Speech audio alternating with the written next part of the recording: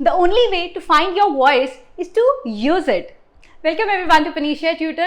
आज हम फिर से एक नया टॉपिक लेकर आए हैं that is related to your voice and exactly this is the one which is again widely use. आपके पेपर में बहुत ज्यादा सब्सटैंशियल मार्क्स से ये भी कवर अप करता है आपका इंग्लिश का सब्जेक्ट. तो फटाफट से इसकी एक क्विक रिविजन आपको करवा देती हूँ. बट क्विक रिवीजन कराने से पहले मैं आपको फिर से एक चीज बोल देती हूँ कि क्योंकि हम हमारे पनीशा ट्यूटर पे हमेशा आपको एक्सेप्शनल चीजें प्रोवाइड करते हैं, तो फटाफट से इसको सब्सक्राइब कर दीजिए और चलते हैं हमारे फर्स्ट स्लाइड के ऊपर which talks about the voice. अच्छा, वॉइस होता क्या है basically? When you talk about your emotions या फिर फीलिंग्स के बारे में बात की जाती है तो वॉइस हमेशा यही होगी. पर इस चीज को एक्चुअली हमने बताना कैसे है ये देखते हैं. तो सबसे पहले मेन चीज जो आती है जिससे आप फटाफट से रिकॉग्नाइज कर सकते हैं कि आपका जो वॉइस का आंसर होएगा वो कौन सा बनेगा, वो ये होगा कि आपको ना V3 दिख जाएगा वहां पे. ठीक है, आपको जो भी स्टेटमेंट मिलेगी ABCD ऑप्शन होएगा उसमें सबसे पहले तो आपको फिगर आउट ये करना है कि आपको V3 मिल रहा है कि नहीं, क्योंकि सबसे मेन चीज ये है कि जब भी आप एक्टिव से पैसिव में जाते हैं वहां पे हमेशा आपको V3 ही मिलता है. बट होल्ड ऑन, ऐसे कैसे हो सकता है? पैसिव से एक्टिव में भी तो आ सकते हैं ना. तो उसके लिए डिस्क्रिप्शन बॉक्स में जाइए क्योंकि हमने एक्सेप्शन रूल्स के ऊपर भी वीडियो बना रखी है, वो भी जरूर देखेंगे अलॉन्ग विद दिस वन. अब बात करते हैं नॉर्मल सेंटेंस स्ट्रक्चर की कि हमने वॉइस का सेंटेंस स्ट्रक्चर बनाना कैसे होता है. तो अगर एक्टिव वॉइस का देखा जाए तो it basically deals with the subject plus verb plus object. ये आपका नॉर्मल फ्रेमवर्क होता है. ठीक है, अब इसको प्रेजेंट में, पास्ट में, फ्यूचर में कैसे करना है ये सब आपको धीरे धीरे बताएंगे. बट होल्ड ऑन, आज की वीडियो में किस किस चीज के ऊपर, किस इस टॉपिक के ऊपर बात होने वाली है ये तो आपको वीडियो के एंड तक ही देखकर पता लगेगा. ठीक है, तो पहले तो स्ट्रक्चर डिस्कस कर लेते हैं. अगर एक्टिव ही है तो पैसिव में क्या आएगा? जो मेन चीज मैंने आपको बता रखी थी, मेन वर्ब की थर्ड फॉर्म, उसको देख लेना. तो कैसे शुरू होगा? पहले तो ऑब्जेक्ट और सब्जेक्ट इंटरचेंज हो जाएंगे, that is very obvious thing, और मेन वर्ब की थर्ड फॉर्म आएगी. जी हाँ, जैसे कि ऑब्जेक्ट प्लस हेल्पिंग वर्ब आपका आ जाएगा, that we will be discussing. मैं आपको साथ के साथ ही बताती जाऊंगी. और क्या आएगा? प्लस मेन वर्ब की थर्ड फॉर्म. देखिए बाकी और ये चीज हाजिर हो गई है. प्लस बाय सब्जेक्ट, तो इंटरचेंज तो हो ही गया. ऑब्जेक्ट की जगह सब्जेक्ट आएगा, सब्जेक्ट की जगह ऑब्जेक्ट आ जाएगा, और मेन वर्ब की हमेशा थर्ड फॉर्म आएगी whenever we will be talking about the passive voice. अच्छा, अब बात करते हैं. हमें ना ये नहीं पता लगता कि किसने क्या किया था. अच्छा, ही की जगह क्या यूज होना था, क्योंकि देखो प्रोनाउंस तो हमेशा यूज होने वाले हैं, हमेशा नाउन के साथ काम नहीं चल सकता. तो उसके लिए मैंने एक छोटा सा चार्ट बनाया है आपके लिए, आप उसको ध्यान से देख सकते हैं. मैंने नॉमिनेटिव वे में अगर कैसी चीज आती है और पोजेसिव वे में कैसे आती है, and then finally when you use it as an objective thing. बहुत बारी आपको ध्यान से सुनने वाली बात है, आपका जो स्पॉटिंग एरर आता है ना उसमें भी ये ऑब्जेक्टिफाइड चीजों में ही गलती आती है. आपको ढूंढने के लिए दिया जाता है कि आई और मी का बहुत ज्यादा आता है यूजेज. ठीक है, तो यहाँ पे बच्चों को कंफ्यूज कर दिया जाता है. बच्चे कहते हैं कि नहीं या तो मी ठीक है, बट वहां पे कभी कभी जब ऑब्जेक्टिव वे में यूज करना हो तो मी लगता है आई की जगह. ठीक है, या नॉमिनेटिव में लगाना है तो इस तरीके से बनेगा. It depends upon the structure आप कैसे बना रहे हो. ठीक है, तो मैं आपको थोड़ी सी क्विक रिविजन दे देती हूँ कि आई की जगह मी आ जाएगा, वी की जगह अस आ जाएगा, यू की जगह हमेशा यू ही आएगा. ठीक है, बट अगर मैं बात करूं पोजेसिव की, तो अगर टोन कभी कभी ऐसा भी हो सकता है कि पोजेसिवनेस भी उसमें आ जाती है कि you are owning this thing. ठीक है, एंड मोस्टली ये चीज ना आपकी नरेशन में यूज होती है क्योंकि वो भी हमने करना है. That is also the substantial part of your English, right. So यहाँ पे जो आपके पोजेसिव होंगे उसमें आपके my, uh, yours, his, her, their etcetera, ये वाली चीजें आ जाएंगी. बाकी सब में देम वगैरह आ जाएगा. ठीक है, so this is the chart. आप please you can have a look on the same and I would request all of you to take a screenshot of the same, क्योंकि ये आपको बहुत ज्यादा हेल्पफुल रहेगा whenever you will be solving your sentence improvement, spotting errors. आपके मेन इस तरीके से वॉइस ही आ जाएगी तो उसमें भी ये काम रहेगा. जैसे कि मैंने वादा किया था आपको कि पनीशा ट्यूटर आपको हमेशा एक्सेप्शनल रूल्स देता है, तो बात आती है एक्सेप्शनल रूल की. तो एक्सेप्शनल रूल क्या कहता है कि जब भी आपको ट्रांजिटिव वर्ब आएगा. अब ट्रांजिटिव वर्ब क्या था? अरे बहुत बार हमने वीडियोस में आपको बताया है. ट्रांजिटिव वर्ब जहां पे आपको ऑब्जेक्ट की रिक्वायरमेंट रहती है to clarify the meaning in a sentence, right. और इनट्रांजिटिव वर्ब वो होता है जहां पे आपको ऑब्जेक्ट की रिक्वायरमेंट नहीं रहती है. Okay, hold on, I give you an example as well. देखो, इनट्रांजिटिव वर्ब जहां पे ऑब्जेक्ट नहीं रिक्वायर्ड है, for example birds fly, so I don't require any object to clarify the meaning. ऐसे क्लियर हो रहा है कि पंछी उड़ रहे हैं. ठीक है, अगर मैं दूसरी बात करूं कि जहां पे ऑब्जेक्ट की रिक्वायरमेंट है, जैसे for example Gracie reads a book, right? So if just I say Gracie reads, she's reading what? We don't know. So we need that book to clarify the meaning as well, right? तो many times ये चीज हो जाती है. अब बात ध्यान से सुनने वाली है कि जहां पे भी आपको ऑब्जेक्ट मिल रहा है सिर्फ उसी सेंटेंस की आपकी पैसिव वॉइस बनेगी, क्योंकि जहां पे ऑब्जेक्ट नहीं है ना उसकी पैसिव वॉइस बन ही नहीं सकती।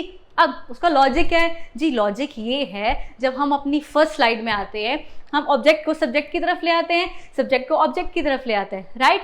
अब एक बात बताओ, जब जहां हमारे पास अगर ऑब्जेक्ट ही नहीं है और वॉइस में हम क्या करते हैं, हमारे ऑब्जेक्ट को ही तो मेन हीरो बनाते हैं आगे लाके, तो जब ऑब्जेक्ट ही नहीं होगा तो फिर हम उसकी पैसिव वॉइस कैसे बनाएंगे, right. So that's the logic. तो हमेशा चीजों को लॉजिकली सॉल्व करिए, ठीक है, ऐसे ही नहीं टिक करना। अच्छा, अब बात करते हैं मेन चीज की। अब बिफोर गोइंग फर्दर, क्योंकि मैंने आपको हमारी टेंसेस की बोर्ड में, हमारे एक्सेप्शन रूल्स की बोर्ड में हर जगह बैठ के आपको क्लैरिफाई कर रखे हैं काफी सारे रूल्स। अब लोग घबरा जाएंगे, अरे वॉइस कर लिया पर हमें टेंसेस तो आते ही नहीं। अरे हेयर्स द क्रेक, ये देखिए जो आपकी एक्टिव वॉइस है basically that is related to your tenses only ना। तो अगर आपने टेंसेस नहीं भी किए हुए तो भी कोई फायदा नहीं, यहाँ पे आपको डबल फायदा मिलने वाला है, क्योंकि एक्टिव वॉइस जो है that is basically related to your tenses only, ठीक है। ये टेंस फॉर्मेशन ही आपको मिलने वाली है इसके स्ट्रक्चर में। तो अगर आपने ये वाली वॉइस कर ली तो आपके टेंसेस भी डन ही है, ठीक है। अच्छा, इससे आगे बढ़ने से पहले मैं आपको एक और इन्फॉर्मेशन दे देती हूँ कि जब मैंने आपको टेंसेस करवाए थे ना उसमें मैंने 4 टोन्स के बारे में बात की थी। Those were the tones which are related to the affirmative tone which is completely positive, मतलब सेंटेंस हमेशा पॉजिटिव ही होगा, ठीक है, and it will definitely end with a full stop. दूसरा है नेगेटिव, नेगेटिव मतलब जिसमें हम दिल खोल के नॉट लगाते हैं। और थर्ड है जिसमें हम इंटेरोगेटिव की बात करते हैं, जिसमें सिर्फ आंसर जो बनेगा आपका यस और नो में ही होगा। And fourth will be your double interrogative, जिसमें कौन सी फैमिली यूज होती है जी, हमारी WH की फैमिली। अरे बहुत प्यारी फैमिली है ये, ऐसी फैमिली है जिसको हम सेंटेंस स्ट्रक्चर में यूज करते हैं ना तो कभी भी हिलती नहीं है, ये वहीं उस जगह पे ही रहती है और कभी भी किसी की सेंटेंस स्ट्रक्चर में ये डिफर नहीं करती है, ठीक है। अब बात करते हैं एक्टिव वॉइस की, बेसिकली आपके टेंस की, which is related to the present indefinite tense, ठीक है। तो इसमें सेंटेंस स्ट्रक्चर बनता है सब्जेक्ट प्लस मेन वर्ब की फर्स्ट फॉर्म प्लस एस और ES। एंड प्लीज ध्यान दीजिएगा, वंस अगेन मैं आपको एक और वापस से एक्सेप्शनल रूल बता देती हूँ कि जब भी आप प्रेजेंट इंडेफिनिट की बात कर रहे हैं इसका जो भी अफर्मेटिव टोन होएगा, ठीक है, मतलब जब भी हम पॉजिटिव चीज की बात कर रहे हैं, सेंटेंस पॉजिटिव है, वहां पे आपका हेल्पिंग वर्ब नहीं आएगा। सिंस आप देख सकते हो यहाँ पे मैंने कोई भी हेल्पिंग वर्ब यहाँ पे नहीं लगाया, जबकि हेल्पिंग वर्ब हमेशा आते हैं, ठीक है, सेंटेंस स्ट्रक्चर में तो हमेशा आते हैं। इंस्टेड ऑफ द सेम क्या आ रहा है यहाँ पे एस और ES आ रहा है, और एस और ES का रूल, अरे वो क्या था, डिस्क्रिप्शन बॉक्स में हर चीज आपको दे रखी है, हर चीज का सोल्यूशन हमारे पास है, बस आपको क्लिक करके देखने की बारी है, ठीक है। अच्छा, अब यहाँ पे कैसे सेंटेंस बनता है, सब्जेक्ट प्लस मेन वर्ब की फर्स्ट फॉर्म प्लस एस और ES प्लस ऑब्जेक्ट, और इसकी पैसिव बनाएंगे तो कैसे करेंगे, सब्जेक्ट प्लस अब इज एम आर। अरे मैंने तो आपको बोला था कि यहाँ पे हेल्पिंग वर्ब नहीं आते, पर here's the click, passive voice में आप जब भी कन्वर्ट करोगे तब तो हेल्पिंग वर्ब डेफिनेटली आएंगे। सिर्फ टेंसेस में ऐसा होता है जब आप हेल्पिंग वर्ब नहीं डालते, किसमें, प्रेजेंट इंडेफिनिट के, वो भी अफर्मेटिव टोन में, ठीक है। अब बात करते हैं object plus is am are plus main verb की third form as I told you by subject that will remain constant, ठीक है। तो ये होता है बेसिक स्ट्रक्चर। अगर आप अफर्मेटिव की बात करो तो इसी में अगर मैं नेगेटिव की भी बात करूं तो क्या सेंटेंस मेरा स्ट्रक्चर ज्यादा चेंज हो जाएगा, नहीं, सिर्फ एक नॉट ही तो ऐड करना है। तो कैसे आता है, subject plus do does plus not. अरे आपने तो कहा था कि हाँ स्ट्रक्चर चेंज नहीं होगा, सिर्फ नॉट लगाना है, तो मैंने ये भी तो कहा था कि सिर्फ अफर्मेटिव में नहीं आएगी हेल्पिंग वर्ब, अब सब में आपकी हेल्पिंग वर्ब आएगी ही आएगी, ठीक है। तो बेसिकली जो आपके प्रेजेंट में हेल्पिंग वर्ब आती है those are the ones which relate to the do does, is am are and has have, ठीक है। तो यही 3 जो होंगे डील करेंगे हम हमारे हेल्पिंग वर्ब में। अब पैसिव वॉइस में कैसे बनेगा, तो object plus is am are plus not plus main verb की third form plus by subject, वो तो कांस्टेंट ही रहेगा, ठीक है। तो हमने क्या किया, सिर्फ एक नॉट ऐड किया। अब नेक्स्ट स्ट्रक्चर कौन सा आने वाला है, that is related to interrogative, ठीक है। इंटेरोगेटिव क्वेश्चन पूछे जाएंगे, ठीक है। तो इसमें क्या होगा भाई, क्वेश्चन हम हमेशा सहारा लेकर पूछते हैं, ठीक है। तो हमेशा याद रखना जब भी आप इंटेरोगेटिव क्वेश्चन को सॉल्व कर रहे हो that will start immediately with the helping verb, right? So do does plus subject plus main verb की first form plus object और लास्ट में क्वेश्चन मार्क, और यहाँ पे पैसिव बनेगी तो is am are plus object plus main verb की third form plus by plus subject, ठीक है, ये नॉर्मल सी चीज है और लास्ट में क्वेश्चन मार्क डेफिनेटली आएगा क्योंकि क्वेश्चन पूछा जा रहा है, ये तो नॉर्मल चीजें होगी। अब डबल इंटेरोगेटिव की फैमिली क्या कह रही है, कहते हैं WH की फैमिली आ जाएगी जिसमें कौन से वर्ड्स आते थे आपके, what, where, when, how, etcetera, ठीक है, ये सारी चीजें आती हैं, plus do does plus subject plus main verb की फर्स्ट फॉर्म प्लस ऑब्जेक्ट और लास्ट में क्वेश्चन मार्क। और इसकी पैसिव भी कैसे बनेगी, सेम उसी तरीके से हम लोग WH की फैमिली को ही सबसे पहले इंट्रोड्यूस करेंगे हमारे पैसिव में भी, उसके बाद हम जाएंगे प्लस इजएमआर प्लस आपका ऑब्जेक्ट प्लस मेन वर्ब की थर्ड फॉर्म और बाकी तो कांस्टेंट रहने वाला, दैट इज बाय सब्जेक्ट, ठीक है, और लास्ट में क्वेश्चन मार्क किसी ने नहीं भूलना है। ओके, तो अगर मैं आपको थोड़े से एग्जांपल्स दूं तो एग्जांपल कैसे बन सकते हैं, जैसे कि माय मदर लव्स मी, ठीक है, एस वाला आ गया तो I am loved by my mother, main verb की थर्ड फॉर्म यहाँ पे आ गई है, ठीक है, तो इसका does she wash your clothes, तो इसका कैसे बनेगा, are your clothes washed by her, ठीक है, तो इस तरीके से आपको अपने इस वॉइस को सॉल्व करना है। अब बात करते हैं कंटिन्यूस चीज की, समथिंग विच इज ऑनगोइंग, तो उसमें भी सबसे पहले जो टोन आती है that is related to affirmative, तो इसमें कैसे आएगा, सब्जेक्ट प्लस इजएमआर, क्योंकि हेल्पिंग वर्ब तो अब आने ही है, ठीक है, सिर्फ इनडेफिनिट में नहीं आएंगे प्रेजेंट के, पर कंटिन्यूस में बाकी हर जगह, अफर्मेटिव में हर जगह भी आपके हेल्पिंग वर्ब जरूर आएंगे, ठीक है।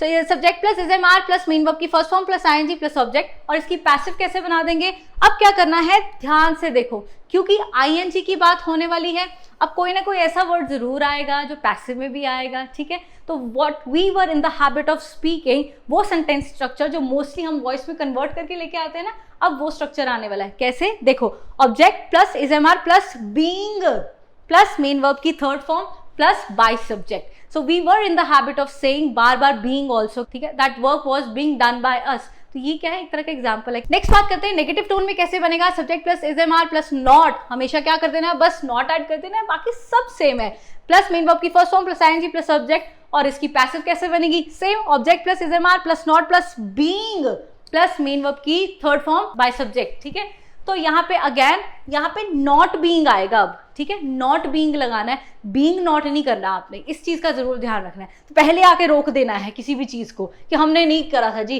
कंटिन्यूस को होने नहीं दिया। अब इंटेरोगेटिव की बात करो तो इंटेरोगेशन में भी कैसे आएगा, हमने कैसे स्टार्ट करना है, हेल्पिंग वर्ब के साथ जी, so is am are plus subject plus main verb की first form plus I N G plus object और लास्ट में क्वेश्चन मार्क, और इसका पैसिव बनाएंगे तो सेम उसी तरीके से is am are plus object plus being plus main verb की थर्ड फॉर्म और बाय सब्जेक्ट तो कांस्टेंट रहेगा ही रहेगा, ठीक है। अब इसी तरीके से आप इसको डबल इंटेरोगेटिव में कर सकते हो, क्या करना है, सिर्फ WH की फैमिली ही इंट्रोड्यूस करवानी है हर जगह, ठीक है, और ये कांस्टेंट ही रहेगा, बाकी सारा स्ट्रक्चर सेम रहने वाला है। नेक्स्ट, अब एग्जांपल तो बनते हैं, सारे स्ट्रक्चर पढ़ लिए, थोड़े से एग्जांपल भी करवा दीजिए। तो देखो, are you teaching the students, question पूछा जा रहा है, तो इसका क्या बनेगा, are the students being taught by you, being आ गया और मेन वर्ब की थर्ड फॉर्म आ गई है, ठीक है, तो सिंप्लीफाई करके सॉल्व कर दिया है। नेक्स्ट है, why are you not celebrating your birthday, तो WH की फैमिली आ गई, अरे कुछ नहीं है, सेम ही है, घबराना नहीं है, कैसे सॉल्व कर देना है, why is your birthday not being celebrated by you, ठीक है, आर है, प्रेजेंट की बात हो रही है, इज लग गया है। अब बात करते हैं कुछ प्रेजेंट परफेक्ट की, और परफेक्ट वर्ब कौन सा होता है, जो कि 100% डन है, ठीक है, जिसमें कोई भी क्वेश्चन मार्क नहीं लग सकता, और उसमें जो अफर्मेटिव टोन है उसमें कैसे बात होगी, जैसे कि सब्जेक्ट प्लस हैज हैव, यहाँ पे कौन सा हेल्पिंग वर्ब होते हैं, has have plus main verb की थर्ड फॉर्म प्लस ऑब्जेक्ट। अब यहाँ पे ना एक बहुत अच्छी चीज मिलने वाली है, आपको हेल्प मिलने वाली है, क्या, क्योंकि यहाँ पे जो आपका एक्टिव वॉइस भी होगा ना, उसमें भी मेन वर्ब की थर्ड फॉर्म ही आने वाली, तो दोनों जगह आपको सेम ही चीज मिलने वाली है, ठीक है। और इसकी पैसिव कैसे बनेगी, object plus has have plus been, देखिए कंटिन्यूस में आपका था बीइंग, बट अब जो परफेक्ट की बात करने लगे हैं, तो यहाँ पे आपका कौन सा यूज होने वाला है, बिन, तो हमेशा जब भी आपने वॉइस सॉल्व करनी है उसमें आपने बिन लगाना है, और लास्ट में क्या आएगा, मेन वर्ब की थर्ड फॉर्म, और ये आपको कहाँ से क्लैरिफाई हो जाएगा, जी आपके टेंस वाले से ही हो जाएगा, एक्टिव वॉइस से ही आपको पता लग जाएगा कि ये आपका प्रेजेंट परफेक्ट का है, okay. So object plus has have plus been plus main verb की third form plus by subject. अब इसी को नेगेटिव में कर लेंगे, नेगेटिव में कुछ और रूल है नहीं, क्या लगाना है, दिल खोल के सिर्फ नॉट लगाना है, ठीक है। So subject plus has have plus not plus main verb की थर्ड फॉर्म प्लस ऑब्जेक्ट, ठीक है। अब यहाँ पे नॉट कैसे लगना है, object plus has have plus not been, ठीक है, जैसे हमने कंटिन्यूस में किया था ना, बीइंग से पहले नॉट लगाया था, यहाँ पे भी बिन से पहले नॉट आएगा, आपके पहले लगा दीजिए, ठीक है, कि ये नहीं हुआ है, बिल्कुल भी नहीं काम हुआ है, ठीक है। Not been plus main verb की थर्ड फॉर्म बाय सब्जेक्ट। अब इंटेरोगेटिव की बात करो, क्वेश्चन पूछ लेते हैं जी, तो क्वेश्चन में कैसे आएगा, has have plus subject plus main verb की थर्ड फॉर्म प्लस ऑब्जेक्ट और लास्ट में क्वेश्चन मार्क, और लास्ट में इसको पैसिव में कैसे कन्वर्ट करेंगे, सेम हेल्पिंग वर्ब यूज करके, has have plus object plus been. अब ध्यान से देखो, जब भी आपने इंटेरोगेटिव सॉल्व करना है, उसकी पैसिव सॉल्व करनी है, तो हैज हैव सीधा बिन नहीं लगाओगे, किसके लिए कर रहे हो। जैसे हम टेंसेस में हमारे सब्जेक्ट को सॉल्व करते थे, तो इसको भी हम क्वेश्चन जिसके लिए डालने वाले हैं उसको पहले लेकर आएंगे ना बीच में। तो has have plus object plus been, ठीक है, प्लस मेन वर्ब की थर्ड फॉर्म बाय सब्जेक्ट, ठीक है। अब अरे एग्जाम्पल तो देना है वेट करो। एग्जाम्पल क्या कह रहा है, कहते हैं पूजा हैज कंप्लीटेड हर वर्क, पूजा ने अपना काम कंप्लीट कर लिया है। इसको कैसे करेंगे, the work has been completed by Puja, ठीक है। कंप्लीटेड मेन वर्ब की थर्ड फॉर्म आपको मिल गई है, तो आपको साफ पता लग जाएगा कि ये परफेक्ट वाला टेंस है, ठीक है। अब दूसरा बात करें, why have they not completed the project in time. अब इस सेंटेंस को ना आपने ध्यान से देखना है। अब कई बच्चे होते हैं कि इन टाइम को पहले ले आते हैं, क्योंकि आदत है ना हमें इंटरचेंज करके लेकर आने की, तो पीछे जितना भी जो ऑब्जेक्ट आपको मिल रहा है सारा उठा के आगे ले आते हैं। अरे ऐसे नहीं होता, जहाँ पे एवरीडे, इन टाइम, कुछ भी ऐसी आपको चीज आ जाए, इवनिंग, मॉर्निंग, यस्टरडे, उस चीज को वहीं पे रहने दो। नहीं समझ आया, समझाते हैं, एग्जाम्पल से समझाते हैं। Why has the project not been completed by them in time? जी इन टाइम को वहीं रहने दो, उसकी जरूरत नहीं हिलाने की। मेन चीज क्या आपको शिफ्ट करना है, that is related to your project. बात आपकी ऑब्जेक्ट क्या है, प्रोजेक्ट के बारे में बात हो रही है, ठीक है। तो प्रोजेक्ट कंप्लीट क्यों नहीं हुआ टाइम पे, ठीक है, टाइम पे प्रोजेक्ट क्यों नहीं कंप्लीट हुआ, ऐसे कोई भी नहीं कहता। Now that was something related to your present tense of voice, ठीक है। अब वेट अ मिनट मैम, अब तो आ रहा है कुछ passive voice related to imperative sentence. जी पास्ट और फ्यूचर कहाँ से गया, अरे रुको, क्योंकि मुझे पता है we are not in the habit of watching long videos, इसीलिए वो दूसरा पार्ट आपको इमीडिएटली अपडेट कर दिया जाएगा। बट एक सेकेंड, इससे भी आगे बढ़ने से पहले एक और टेंस होता था, that was related to present perfect continuous tense. जी वो कहाँ गया, अरे बहुत खुशी की बात है, क्योंकि वॉइस में चाहे प्रेजेंट का हो, चाहे पास्ट का हो, चाहे फ्यूचर का हो, परफेक्ट कंटिन्यूस टेंस होता ही नहीं है, ठीक है। तो एक और रिलैक्सेशन आपको यहीं पे मिल गई। अब तो जी रूल्स जल्दी रन कर लेने चाहिए, ठीक है।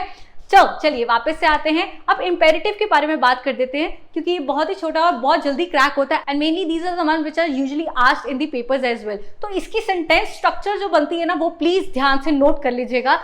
सबसे पहले क्या है, कहते हैं कि जब भी आप कभी किसी को ऑर्डर देते हैं, ठीक है, ऑर्डर दे रहे हो, कमांड दे रहे हो, ठीक है, तो उसका सेंटेंस स्ट्रक्चर कैसे बनेगा, लेट से शुरू होगा, हमेशा लेट से शुरू होगा। आज तक हम क्या करते आ रहे हैं, हम हमारा ऑब्जेक्ट आगे ले आते थे, सब्जेक्ट पीछे ले जाते, मेन वर्ब की थर्ड फॉर्म लगा दी, ठीक है लगा दी, पर कभी कभी ऐसी भी तो चीजें आ सकती है, उसमें क्या करेंगे, जैसे कि आपको एग्जाम्पल आ रहा है शट द डोर। अरे इसको कैसे लिखेंगे भैया, पर ये ऐसे लिखना है, let plus object plus be plus main verb की थर्ड फॉर्म।